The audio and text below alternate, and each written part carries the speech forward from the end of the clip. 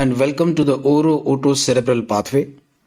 In embryology series today, we are back with a fresh new episode of folding of the embryo. During fourth week, a significant event in establishment of body form is the folding of the embryo. And folding converts flat trilaminar embryonic disc into a cylindrical embryo. The folding occurs in both longitudinal and transverse planes. The longitudinal and transverse foldings, they both occur simultaneously. The folding is basically due to rapid growth of central nervous system and the somites. The growth rate at the sides of the embryonic disc fails to keep pace with the rate of growth in long axis as the embryo grows rapidly in length. So let us just speak about the longitudinal folding first. The longitudinal folding is mainly due to rapid growth of the neural tube. Ends of the trilaminar disc fold ventrally and produce a head fold and a tail fold. At beginning of the fourth week, neural tube in cranial region grows very rapidly. It thickens to form the primordium of the brain. As the embryo grows, the head region projects over the precaudal plate or the buccopharyngeal membrane, which is actually the future site of the stomatodium, whereas folding of the caudal end of the embryo results primarily from the growth of distal part of the neural tube that forms the primordium of the spinal cord. As the embryo grows, the tail region projects over the cloacal membrane, which is the future site of the anus. Let's see the longitudinal folding in more details. Initially, say day 18, the developing brain projects dorsally into the amniotic cavity. Procaudal plate is anterior to the developing neural tube and cloacal plate is posterior to the neural tube. To make more sense, let us reframe the sentence saying that procaudal plate is cranial to the developing neural tube and the cloacal plate is caudal to the neural tube. At this point of time, the connecting stalk along with allantois is caudal to the cloacal membrane. The developing heart tube is ventral to pericardial cavity and septum transversum is cranial to the pericardial cavity. So if you take a cranial to caudal sequence, you will find that the cranial most structure is going to be septum transversum, followed by the developing heart tube and the pericardial cavity, which is followed by the procaudal plate. Then comes the neural tube in its process of development. Eventually, by the end of the neural tube, you reach the cloacal membrane and lastly, you get the allantois. Thus, allantois and the connecting stalk are the caudal most structure and the cranial most structure would be septum transversum. Later, by day 22, the developing forebrain grows cranially beyond the buccopharyngeal membrane and overhangs the developing heart. Concomitantly, the septum transversum, which is the transverse mesodermal septum, the primordial heart, the pericardial cavity and the buccopharyngeal or oropharyngeal membrane all move onto ventral surface of the embryo. And by doing that, a small portion of the yolk sac gets incorporated into this fold. At this stage, the buccopharyngeal membrane orientation changes from horizontal to vertical, where the ectoderm is ventral and the endoderm is caudal. Pericardial cavity is now ventral to the developing heart tube. The septum transversum is caudal to the heart tube and the pericardial cavity. Cloacal membrane is vertical. The connecting stalk and allantois has gone inferior to hindgut, but they are directed posteriorly. In the next phase, day 25, the buccopharyngeal or oropharyngeal membrane and cloacal membrane have completed their 180-degree turns. Thus, ectoderm is ventral and endoderm is dorsal in relation to the ectoderm. A noteworthy point is the rotation is more in tail fold than the head fold. Foregut and hindgut are formed as a result of incorporation of parts of yolk sac in the cranial and the caudal regions of this folding embryo respectively.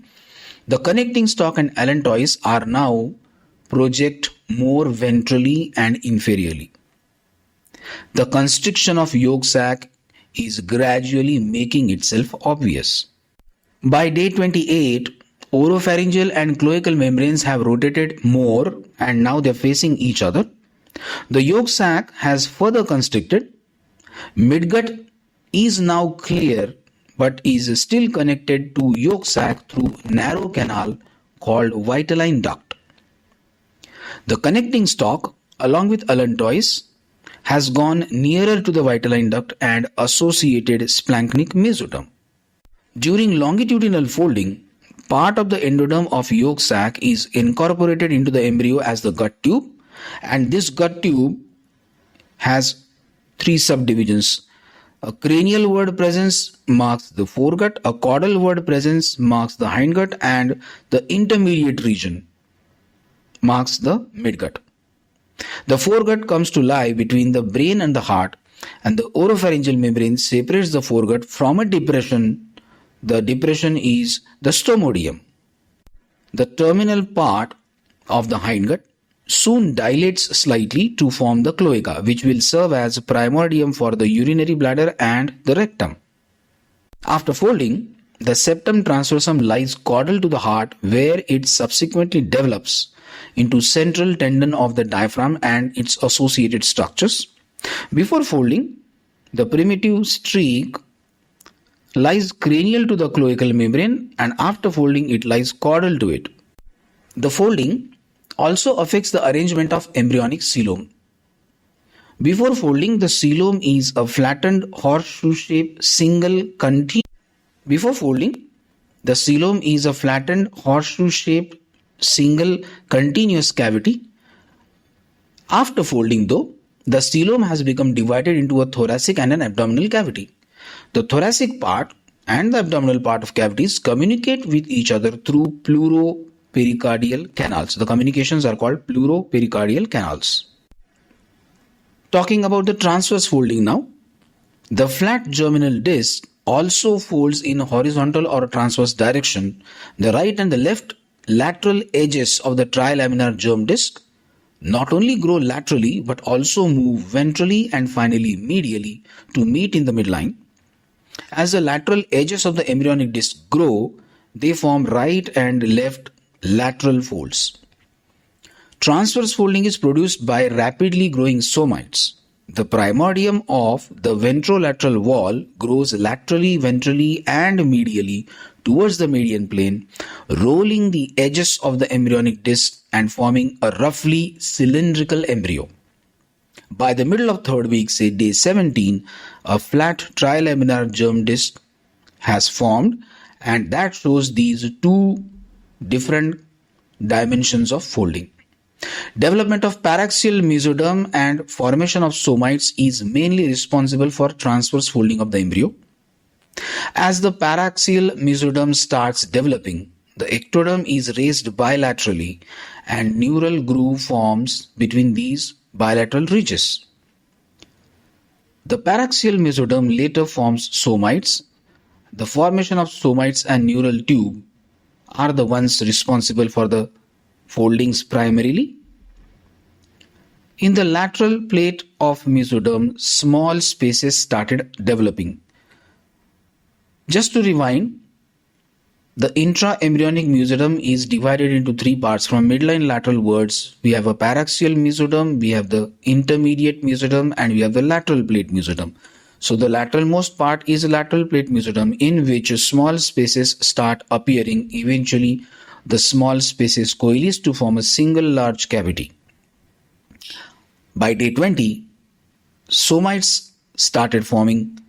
They are thickening, raising folds of developing neural tube.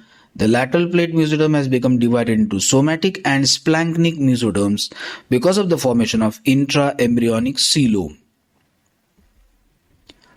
By day 21, intra-embryonic coelom is well developed. The somites are more thickened. The embryo is assuming a globular form.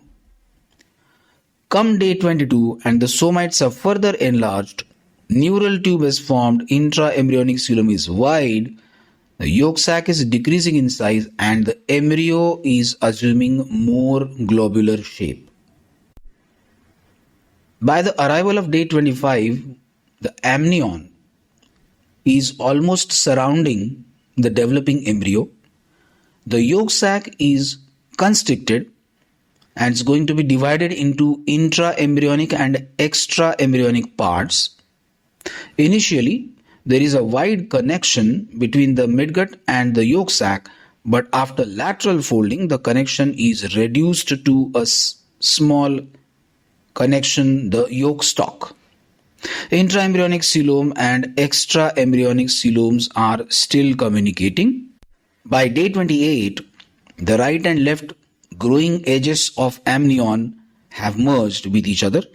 The right and left edges of surface ectoderm and parietal mesoderm have joined each other. Intraembryonic coelom is now within the body of the embryo. As the abdominal walls form, as we have already seen, part of the endoderm is incorporated into the body of the embryo as the midgut, and the midgut is suspended from the dorsal body wall by a dorsal mesentery. As a result of the longitudinal and transverse folding, the area of attachment of amnion to the ventral surface of the embryo is reduced to a relatively narrow umbilical region. Connecting stalk and vitelline duct join and form the umbilical cord. The amnion surrounds the umbilical cord from all the sides. As the amniotic cavity expands, it obliterates most of the extraembryonic coelom.